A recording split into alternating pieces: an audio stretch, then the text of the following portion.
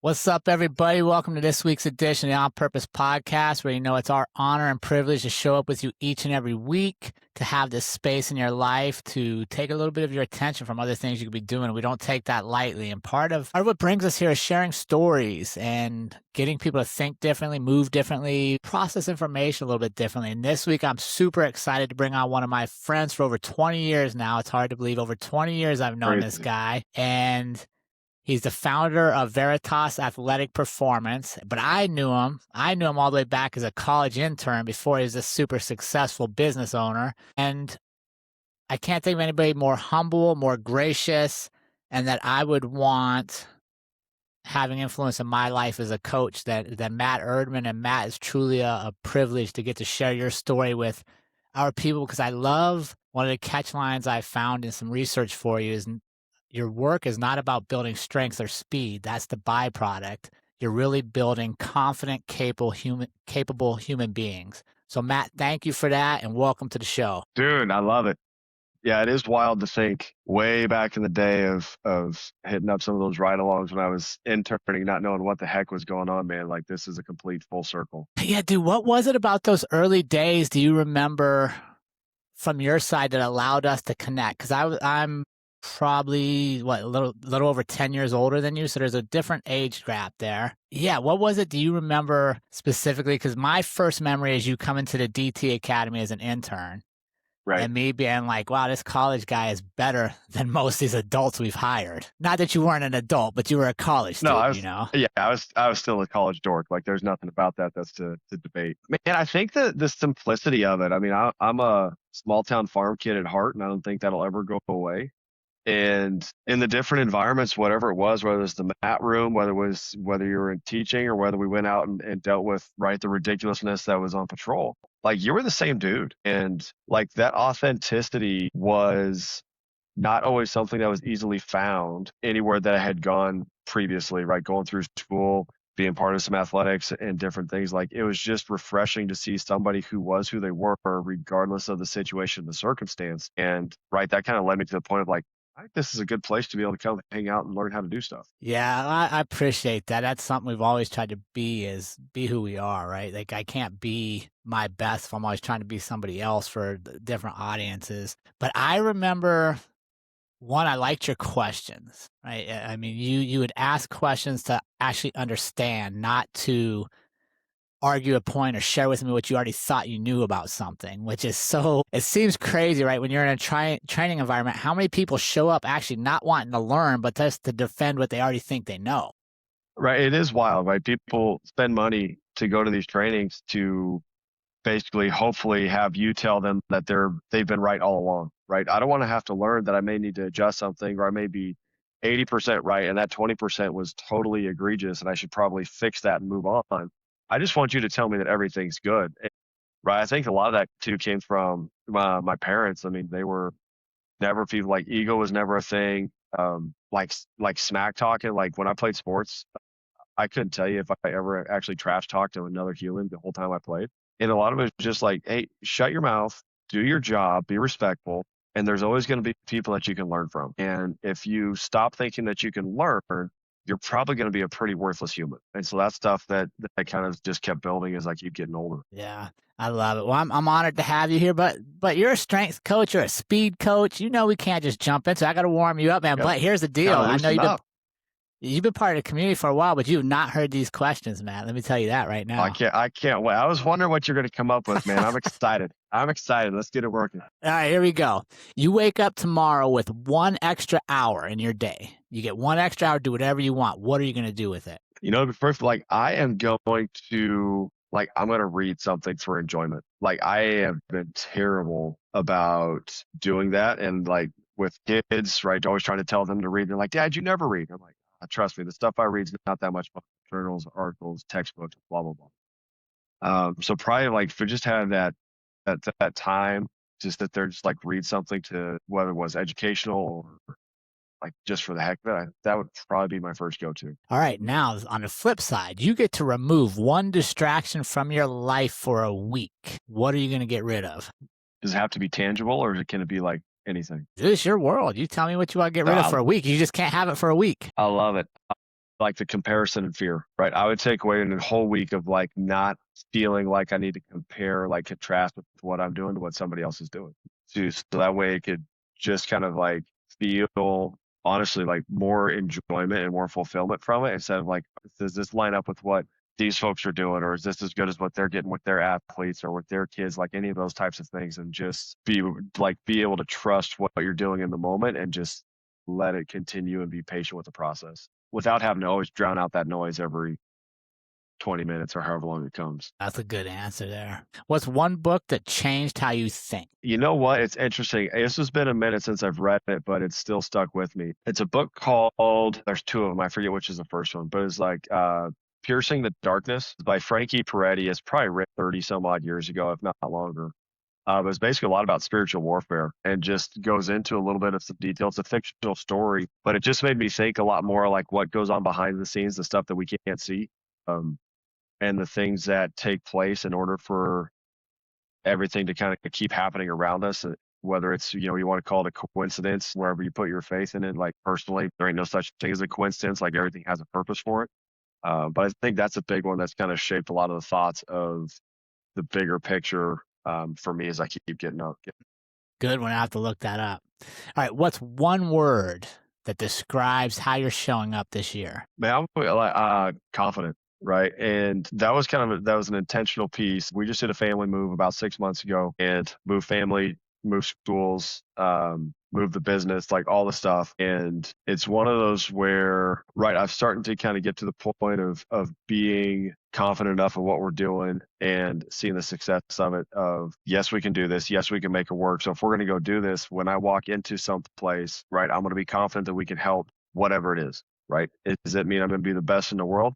No, but it's definitely going to be able to make the room better or the kids better or the people better or my family better wherever it is that I get to. So that's going to be the biggest piece of just confidently doing and going every place for the year. So how do you catch yourself? What do you do when you catch yourself not being there? Man, like it's those little things. And I think some of it comes down to like, I think if we're not confident about what we're doing or where we are, we find ourselves going back to, right, slipping into things that give us the comfort, whether that's a simple daydreaming, whether that's getting lost in some type of social media context or randomness. I find that when I'm confident in a place, like there is no other thing that's going to be a distraction because you're focused on what it is that you have the intent of being there for. And so, right, when I start to feel like those little pieces of it, that's just that little click and that cue of like, hold tight, right? This is not what the intent is, and the confidence of the piece of stepping into this room is. Put those pieces away, focus on what we have to deal with. Yeah. So you intentionally like create space for a minute there. Yeah. Yeah, that's interesting because I think that afflicts a lot of people more than we realize, especially when we look and we're like, oh, these people have it going on. Look how solid they are. Everybody has those battles. It's what do we do when they show up? Like, how do we reframe it to get ourselves back to where we want to be? Because it does your family no good. It does you no good to make all these leaps if you're not going to believe you're capable of it once you get there. Yeah. And I think a huge thing to kind of wrap your head around is that no matter what, like you're in one of three phases of life, like you're either about to go into a storm, you're in the middle of the storm, or you're just coming out of it, right? And while you may have a little bit of some leeway in those transition points to kind of, either regroup, put things back together, or prep for whatever's coming forward, like there's always something that you're dealing with or that people are dealing with on one end of it or the other. And I think so many times we just want to believe that there's so many people just walking through life with nothing but rainbow and sunshine that falls on them 24/7 because we get caught up in things that we see 12 seconds of, and we tell ourselves that that's the truth. But yet we refuse to let ourselves have our 12 seconds of joy because we can't find that because we're always looking at somebody else's 12 seconds. Where if we stopped and we took a breath, you're like, yeah, wait a second, I have that same thing. Like I have these people, I have this family, I have this. Oh, how am I not as happy? Well, that's a great part. Like that's a good starting point to figure that out. That's a good way to do it. All right, one more warm-up question, Matt. You get to have a 5-minute conversation with your future self, like 20, 30 years down the road. What are you going to ask future Matt? How'd the kids turn out, right? So we got, where are we at? 14, 13, 10, and 8. So we'll all be odd numbers by the time we get through the year. But yeah, if we go down If I get to talk to 60-year-old me, my question would be, hey, how do they turn out? What do I need to try to forecast if we can adjust it? Because that's always the thing, right? I mean, everyone's always, thankfully, our kids, man, our kids are awesome, right? Outside of the house, at home, obviously, like any kid, they cause havoc and destruction, all the things. But it's always nice, right? You get compliments, teachers, coaches, all these things, and it's just, and people ask like, well, how do you raise such good kids? And I always tell them, I said, get back to me in 10 years and let's see if that's actually still true. Because, right, we're doing everything that we feel is best for the time being. But I think the truth comes in like, what do they look like when they're 25? Are they still doing the same things? Did we instill enough in them to still have this same type of character and qualities, or did we falter someplace? Yeah, that's the $1,000,000 question because you never know. Yeah, that'd be interesting. I'm just pondering what would that conversation be like. But yeah, that's parenting is one of the biggest gambles in life, man. You do everything you think is right, like you said, in the moment, and ultimately they're human beings, so they got to take the information, process it, and make decisions that they think is right in the moment. And you just hope that somewhere they align. All right, Matt, talk to me about. Let's start with your journey. Let's start with from internship to where you are now and how your experiences led you down this path. Gosh, it's wild to think that, yeah, in 2006, while it seems like forever ago, like it's wild to think in 20 years this is kind of the progress that we've gone to. Man, it's crazy because going through it and right, not entirely sure what the heck I was going to do out of school, and then I stumbled into this internship with y'all, and right, found a home, found awesome people to be able to hang with, and it was just one of those, like, it felt like the right spot for me to be able to keep growing and maturing and have good people surround me as we connect. And the best thing I ever did was surround myself with people like you, with Al Brown, right, and a few others who, right, had a little bit of seniority on me, right? You'd be about 10 years older than me. I don't know what's Al, another 15 years older, right? So I was still a young dork, right, shoot, 22 when I got hired. Didn't know my head from a hole in the ground, let alone know how to do police work. And so getting myself with people that were drastically better, smarter, and just way more professional was the beginning of really just letting me see the difference of what I could accomplish, not just in police work, but just in life. And, the more that we started doing stuff, the more I didn't realize at the time, but the more coaching was exactly what I was doing and what I was having fun with, right? We started joining the defensive tactics team, and right, you're training people every month and you're coaching, you're doing pieces. And then that leads to being a field training officer where you have somebody in your car for 3 to 5 weeks at a time, every shift, 12 to whoever long hours it takes to get done. And right, the coaching and the connection with those people was huge, because even to this day, like, there's a handful of the people that I trained that we still talk with. And that was 18 years ago that we did that. It wasn't because I was amazing, and it wasn't because that I helped them do so many things. It was just because we got to, establish that relationship and be together in their time of growth, where we were able to keep that connection all the way through to where they currently sit. A lot of those people have also left law enforcement, they're business owners, or they're working for somebody else, but it's still a lot of the same. And right, it was weird just figuring out like how those things were all came kind of back to coaching and just making sure that you could help other people be better and put more emphasis on somebody else rather than yourself. And so that kind of just kept snowballing the longer that we kept doing work. Talk to me. You shared something I think super insightful for the community that is you got the job, but that wasn't the goal. The goal was to do something that's allowed you to surround yourself with the kind of people that are going to help you become who you wanted to be. Right. Yeah. I mean, And shoot, if you would have been a car wash dude, right, I probably would have joined up and been a car wash dude. Like, it didn't matter because, right, it wasn't so much about, I mean, yes, the job was fun. It was enjoyable, right? There's a lot of noble things that went to it of what we did, but it came back to the people you surround yourself with, right? We could all think of, regardless of what job you're in, career, field work, don't matter. You could all think of the absolute worst job you've ever done. But if you were there with really good people, the job wasn't that bad. Or the task, whatever it is, it's a smaller piece. And we can think of the opposite way. We can think of the very best job we ever had in our life, or something that should have been super enjoyable, but either we were doing it by ourselves or we were doing it with people that didn't have the same mission, values, and morals that we did. And it's like, man, this is zero fun at all. Like I don't have anyone to share this with or to celebrate with or to push me, right? I don't know if I'm getting better because it's just me and I got to like worry about these people. And right, that was something where I could see if I knew I hung around the right folks, unless I fell down and hit my head on a rock, like I was going to have to be better. Yeah, that circle we surround ourselves is so critical, and I think that's a place that we should always be constantly evaluating, right? Is are the people in my circle now, do they still deserve to be there? Am I still growing? Or do I need to make changes? And when I think back to your young days and I think back to that, I think that was what really brought everybody in that group together is we were always training, we were always learning, and no one had all the answers. So everybody valued the input. Yeah, it was right. I mean, it was super uncomfortable at first, right? If I had shown up to training, not knowing stuff, and you're just like, hey, what do you think? And I'm like, what do you mean, what do I think? I've been here for 2 years. I don't know what I think yet. You're like, no, like, what do you think? It doesn't matter if it's right or wrong, but like, let's get some thoughts out there and let's figure out right, what's the best piece. And it was that environment of, right, it's training. Let's take the fear aspect out of this of being afraid to be wrong.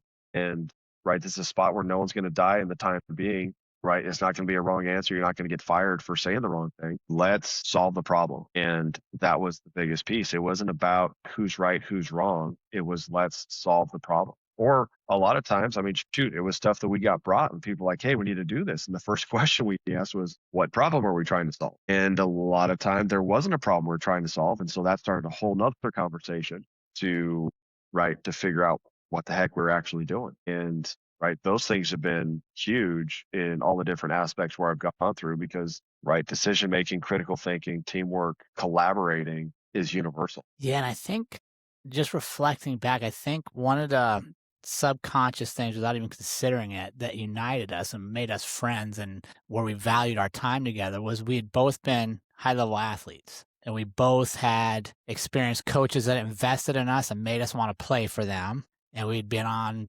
ones that the coaches coached out of ego and you just couldn't wait to get away from them.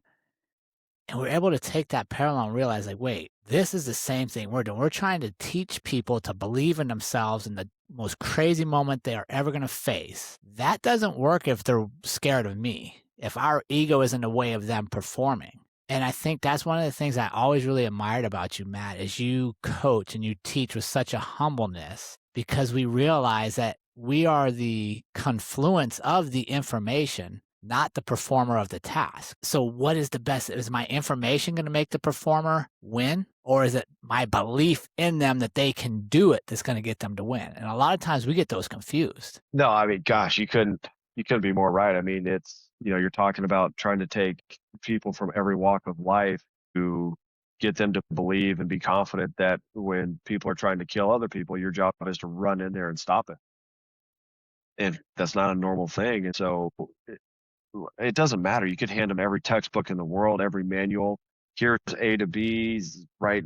Step 1 through 97. But the bottom line is, with all the instruction in the world, if they don't actually believe that they can do it, it doesn't matter. And that doesn't mean that you just gaslight them. And it's like, oh, yeah, that was a great job, right? 47 rounds went down range, 0 of them went on a 12-foot piece of cardboard. Like, that ain't going to fly.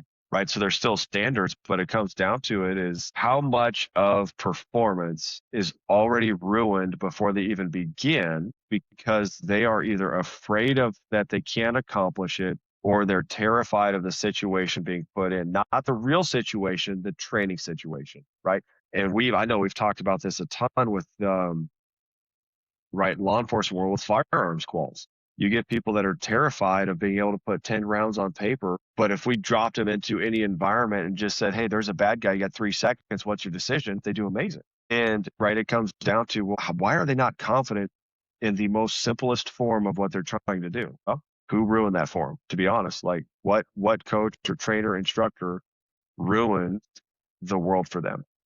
Right. And so the world I sit in now with a bunch of youth athletes, it's no different, right? And I think the expansion of this is parents. How have your parents ruined this for you potentially? Gosh, I can't tell you how many parents are like, oh, they're not very athletic, and the kid's standing right there. I'm just like, can we not do that? Like, you're literally in the same room. Like, let's not tear them down right here. Yeah, so let's talk about that. Let's talk about when did you realize that coaching was going to be your path forward, and that specifically athletic performance, not as a sport, but you went into getting them to perform in their sport. When did you realize that was going to be your path? Man, it was, I think the initial piece was a car ride of you and me going down to Academy down in Denver right after I got into the training unit. And we were talking about stuff, and you were talking about like, hey, your schedule's not as rigid, you don't have this and that. What are you interested in doing? And I was like, I'd like to get back into helping coach one way or the other, whether it's football, whether it's weight room stuff, whatever it is. And your exact response was, cool, why are you waiting? And I was like, that's a solid question. So like we got back, and the next day I cold emailed like the coaches in Fort Collins throughout the high school, and one of them wrote me back, and that was the beginning of me spending 4 years in their weight room with their football team. Right. So I think that was the big push of like, shoot, this is something that I've already done in law enforcement for like the last decade of coaching, right? Coaching is coaching, whatever is the instruction or the medium of how I'm delivering, right? My ability to coach something shouldn't change as long as I have the knowledge on it. Like I can't make stuff up. And so when I got in that environment, man, it was really, man, I don't know how to exactly explain it, but it was just like, this is it. It was a spot where it felt incredibly rewarding to be in, to give kids things that I wish I would have had when I was their age. Now that I was, shoot, in my late 20s, probably when we started this, right? I look back to 16-year-old me. I'm like, man, I wish I would have known more than just at the time Nebraska played really good football. We should just do whatever the heck they do, because it didn't exactly get me as good as I could have been. And so as I started doing this, it was one of those like, okay, how is it that I can be someone who can not just give the information and the tactical, right, movement, mechanical piece and those things, but how can we do that in addition to getting them to believe that they're just as good as these kids they see on TikTok and on social? And a lot of that comes down to, right, coaching through confidence and just giving them those skill sets to realize that they can do it. Dude, that's so funny. I'm reminiscing on that ride because I remember that as well. The importance of putting people around us that are not status quo, unless you want to be status quo, right? Because imagine you were with somebody else in the car. That conversation could go completely different. Like they might have told you all the reasons not to do it. You're going to give up a lot of your time. Just do this. This is why work extra hours. But where's the growth, right? Where's the challenge? Yeah. And it's wild, right? Because if we think, like, I think we can all look at parts in our life and conversations in our life where we had somebody kind of have those little pivot moments and speak the truth of, hey, why don't you just do this? Or here's the best advice for the confidence piece.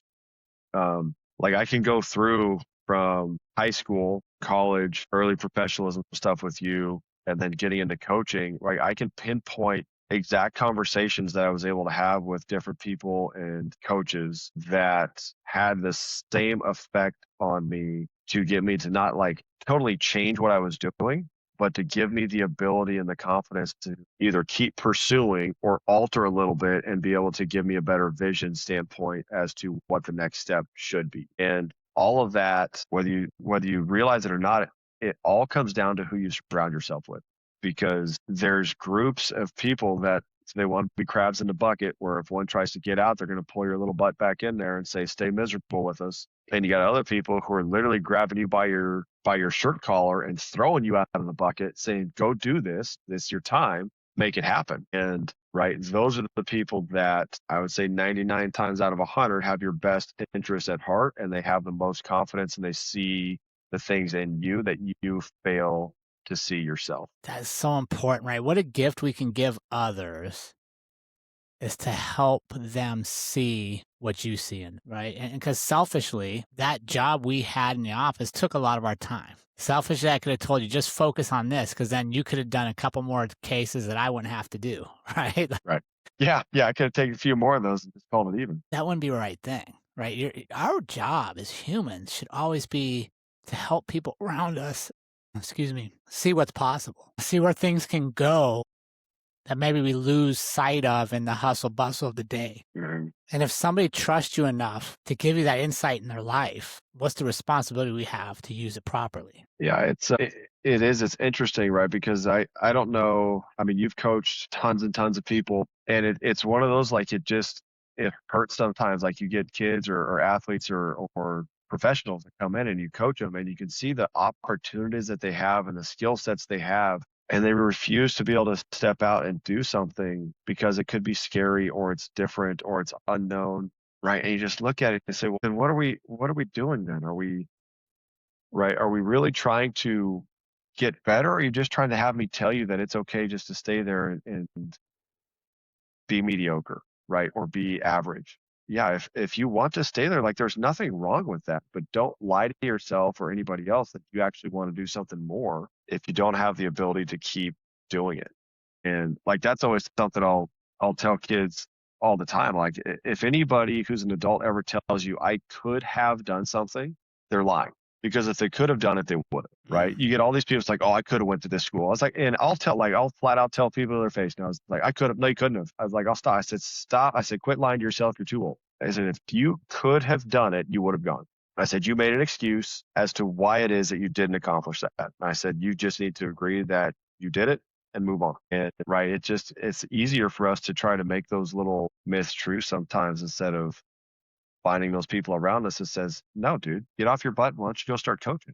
The other Brilliant, thing, brilliant question. that statement I could have tells me you're living in the past. Don't tell me what you could have done. What are we doing? I literally don't care what 7th grade version of you could have done. What is 42-year-old you doing today? Like that's more exciting for me. Yeah, it is, because if we're still in our 40s operating as a 17-year-old, like we got more work to do than anything else under the sun. It, it is. I mean, it's just being able to have enough self-awareness to realize, you know what, I wasn't good enough to keep going, right? I'll tell kids all the time, they're like, Coach, you played here? I said, stop. I said, I did not play. I was on the team. And they look at you weird. They're like, what do you mean? I was like, I never saw the field. I was on the team. I can't even tell you that I played. And then that leads to the conversation of going through that. And they're like, well, what happened? So we go through the story, we talk about it. And I was like, yeah, I didn't make it because I wasn't focused enough, right? These things happen, right? It's a business, like all the different things.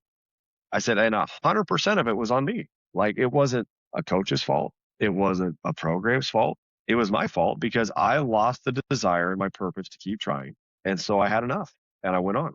So I'm not going to tell you that I should have had all these things. I could have if I would have stayed with my focus and my purpose and my intent, but I didn't.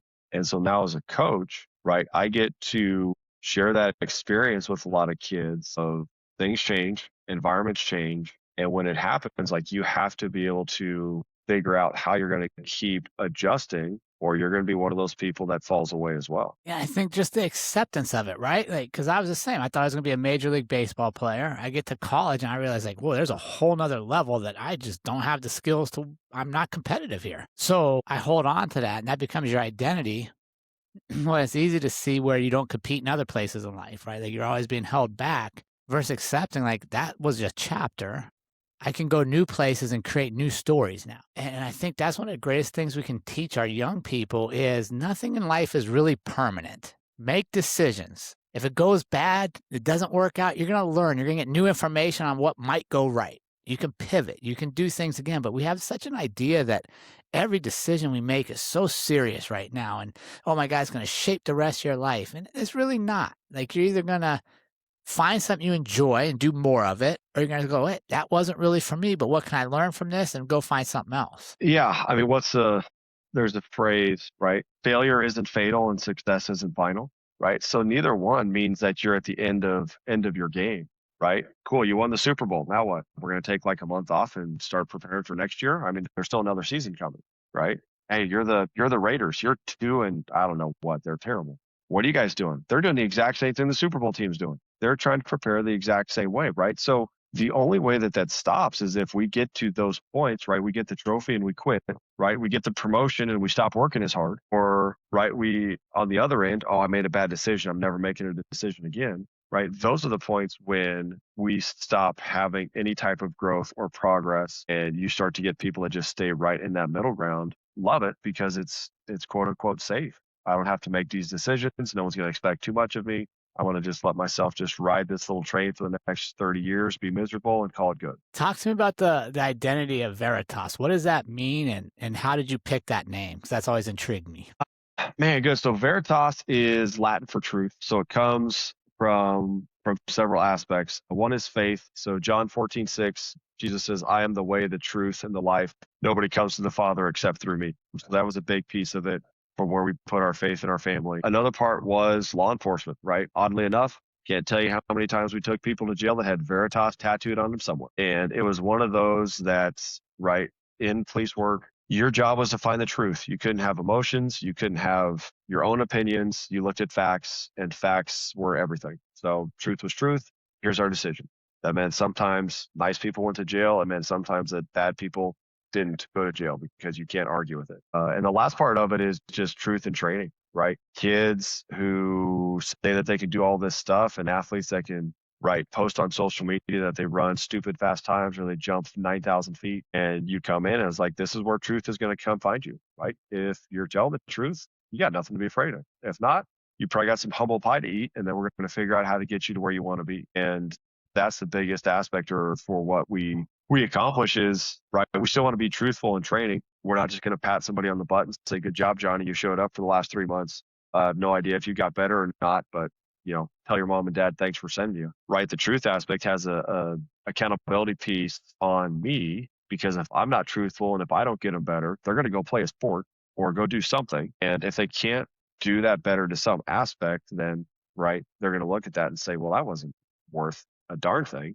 What do we actually get out of this? So that's kind of the three-pronged aspect of kind of where that came from. I love it. Talk about I want to talk about this for a minute, is creating micro successes for your students, right? And one of the things I love on the social media is checking out the kids as they sign their name on the speed limit sign, right? They're giving a tangible feedback that the small work they're doing is making a difference, which I think oftentimes as coaches, we don't do enough of making sure people realize the small work in the process is actually making them better. We sit back and we watch for an outcome. And if the outcome is good, we think our work was good. And if the outcome wasn't favorable, we think our work sucked. And the truth is, sometimes your work isn't very good and your team wins in spite of you. Other times your work is great and the outcome is not favorable because the other team just had a great day. The ref made a bad call, none of which is in your control. So talk to me about that conscious effort you've made to build the micro successes so that they enjoy the process more. No, it's a big piece. And I think a phrase that we use a ton is the process over product, right? And so many times we get caught up in the product.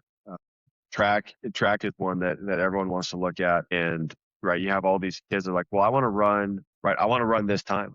I'm like, cool. But we're not even why are we even looking at the time? Let's go back to all the things that make up what equals your time, right? What does your start look like? How's your transition? What does your mechanics look like? Are you able to actually hit what you need to? Do you look relatively close to hitting the shapes that we need to mechanically to be able to run this fast, to even think about running that speed? Because if not, you can focus on the end result all you want. You will never, ever get there because your process is trash. There's so many things that we get caught up with, and everything needs to be done in 12 seconds and get it done quickly, right? It's hard for people to see the long term of realizing, if I'm in this section, I just need to focus on making this section really good, and then the end product will take care of itself. A phrase or kind of an analogy I like to use for kids is, you get two baseball players, right? One of them hits a little dribbler that bounces off the mound, takes a different direction, and they end up getting a base hit based off of luck. The next guy up hits a 403-foot rope to center field that the center fielder makes an amazing play on. He's out. So if you look at this by the end result, the first guy was actually successful and the second guy wasn't. If you look at this from a process standpoint, the second guy is going to be exponentially more successful if that's how he routinely hits the ball than the first person, because the first person needed other things influencing his ability to make him successful. The second person was able to dial in his process and realize, cool, I'm just going to keep raking this ball and it's going to go wherever it needs to, and eventually it's going to find its home. And that's where we're trying to get kids to understand that you may have some end days where the product is not what you want, but the process of itself, we're going to figure out how to make sure that we can walk away with something that we know we did better. Because unless we just literally walked in the room and fall down all day long, there's stuff that we can look at and say, we did this better than we did. So share that with me. Share with me, how do we get people to realize what they did better in the process? Because when I think of that, the process is boring. It's dull. Nobody watches the process. The outcome is the sexy part. The accolades are there. There's a scoreboard you can see. So how do we get them to recognize the good they did? And maybe they had a bad practice. Maybe they're, because you're a speed guy, so maybe their splits are a little slower than they were the last time you had them. Maybe everything was just a little off, but they still did something good by being there. How do we get them to find that? Man, I think a big piece comes down to connection with the kids and like the relationship you have with whoever you're coaching and being able to just be truthful about what it is. And right with that, now you can have those honest conversations to be like, cool, you're right. You didn't run your fastest time. Things looked off and it wasn't your best day. However, let's look at this. So we have like a little 5% rule when we do our sprints. So as long as you stay within 5% of your best time, we're doing pretty solid. If we get less than that, that's probably when we start to throw up the red flags. It's like, all right, you probably didn't eat any breakfast. You slept 3 hours last night because you played Fortnite and drank Mountain Dew all day long. Uh, right. So there's things that start to pop up that leads us down a different category.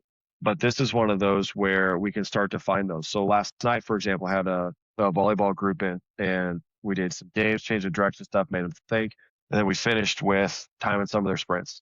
And there was a young lady who matched her fastest time 3 times in a row. And she was upset because she didn't set a record.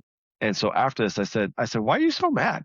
I was like, you literally ran your fastest time 3 times in a row. You could never sniff that 3 weeks ago. And now you're hitting it on command. She's like, well, it's not a record. I said, great. I said, if you set a record every day, you'd run the Olympics in 28 and you run a 7-second 100-meter dash. I said, that's not feasible, is it? No, I guess that's not feasible. I said, cool. Now here's what you need to realize. So we talked about, I said, your average, like your average speed now is the fastest you could ever run. So you just ran 3 sprints at your fastest speed. I said, that's a win. Because before it was like 8 to 9% slower than that if we were lucky, and you would spike one really good run and then the rest of them would be really who knows where. So I said, your consistency is way better. And I said, what happens when we're consistently doing something really well? She's like, we get better. I said, thank you. So I said, you're consistently now hitting your top speed. So I said, you're going to end up getting a new top speed and we're going to start the process all over again. So I said, you don't have to be happy that you didn't set a new record. You can be a little disappointed. I can live with that. But you still have to appreciate the fact that you got better and let yourself enjoy that. Because if we only get better when we set records, we're going to be pretty disappointed and miserable a big chunk of it. Yeah, finding the joy in the process, finding the joy in what we're doing is a choice. Happiness is usually the result. Something goes our way, we feel happy for a little while. Something doesn't go our way, we're sad. But choosing to find joy in the work we're doing, I think, is one of the biggest things a coach can give their students, because it puts the value on the process more than the product. Right. And it's always right. You set a record. Yeah, we're getting excited. Cool. You hit a new mile per hour. Absolutely. Let's sign. Let's take your picture. Let's post it. Tell your friends. Right. Do all the things. But we're still going to celebrate, right, the little things that we do well. Some people, guess what? Kids can't skip. They can't gallop. They can't be very coordinated. When they can figure that out, that's huge. And right, we're going to get excited about those things because that's part of the process to get you to where you want to be. And without some of those aspects of it, right, we bypass it. It's essentially like we forget that we have to do addition before we know how to do algebra. And right, we're trying to just skip to algebra, but I don't even know why people started to put letters in math, and now I'm confused as all get out. And right, we get confused, and that's right. In professional world, that's the equivalent of the person who got hired and or promoted just because. Yeah. And then they get there, they're like, oh, I didn't even know that was part of our business. I'm like, oh, goodness sakes. Right. So, I mean, it's universal. That makes me laugh because I always think of this story, this time, man. A teacher's like, yeah, this kid can't do math. And I was like, what do you mean he can't do math? Like, yeah, I just can't do these problems. I'm like, those aren't math problems. That's a reading issue. That's a paragraph. Can the kid read? No, his reading scores are low. Well, of course they can't read this and decipher the math problem from a paragraph. What happened to just some good old numbers? So Matt, I I want to ask you about this. What's the biggest thing you've learned in your business journey that you weren't prepared for? And then on the other side, give me something that you took away from law enforcement that's been super helpful for you as an entrepreneur. Let's go with from law enforcement side first. So in doing that job, it forces you to be, if you do it well, it forces you to be able to communicate with anybody under the sun about anything for however long it possibly takes. It don't matter.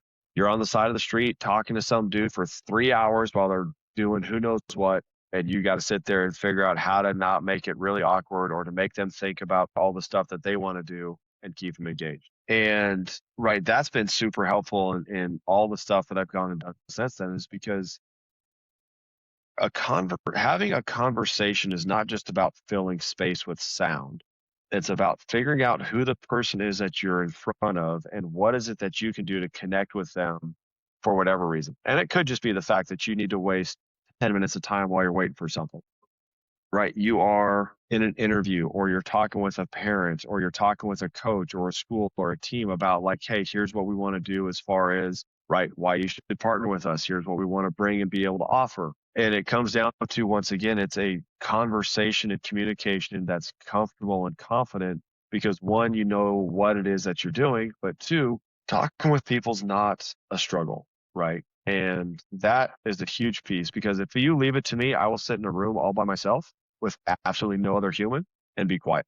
And so that really forced me to realize, like, put on the little chameleon clothes every now and then, and keep the conversation aspect of it. And the business part of it, there's so many, because I'm still trying to figure that one out. I think the biggest thing for me business wise is it's so hard to wrap your head around the fact that when you go into business, you do your own business, like, you are selling yourself. And right, once again, the product of what you're selling is the outcome. But initially, people are looking at you as to, like, who are you? Why should I trust you with my kid or my team? And give me examples. And so at first, I hated trying to sell stuff, right? Right. Hey, you should come train. Here's this, here's that, proposals to teams, all this stuff. And the more I've done it, the more I look at it from a standpoint of, like, it's not bragging, it's not egotistical. Like, we're looking at, once again, facts, right? If I didn't make anybody better in the last 5 years and we've been doing this as a business, then yeah, it would be a struggle to convince you to send your kids or your team to me to make them better. But right now, I can look at this and say plainly, here's the group that I'm a part of that helps me become a better coach. Here's the X number of athletes that we've trained. Here is their progress, right? This is reasonable for your team, your kids to be able to accomplish as well, as long as they show up and they give good effort. And so it's one of those where figuring out how to give yourself the comfort of sales, so that way you can feel confident with it. Yeah. And that's the best and the biggest piece. And realistically, right, until someone tells you flat out no, man, the door's always open. Like, just keep banging on that thing and asking if they want to keep coming. Yeah, I like that. I like what you said there as far as using the metrics, right? Using the numbers, the facts, not your opinion, but the facts, because then that does give you confidence to walk into that room and go, no, I actually have facts. I'm not just delusional thinking this. Here's numbers. Yeah, That's so important for business. it is. And there's so many things as I keep doing this, right, on the business side of it. They're like, hey, are you tracking this stuff from, like, a business standpoint, not on the athlete side, but like on your business? I'm like, no. Like, well, that'd be kind of like never tracking your stuff on your kids and just telling them that they're getting better. I was like, oh, that's a good point.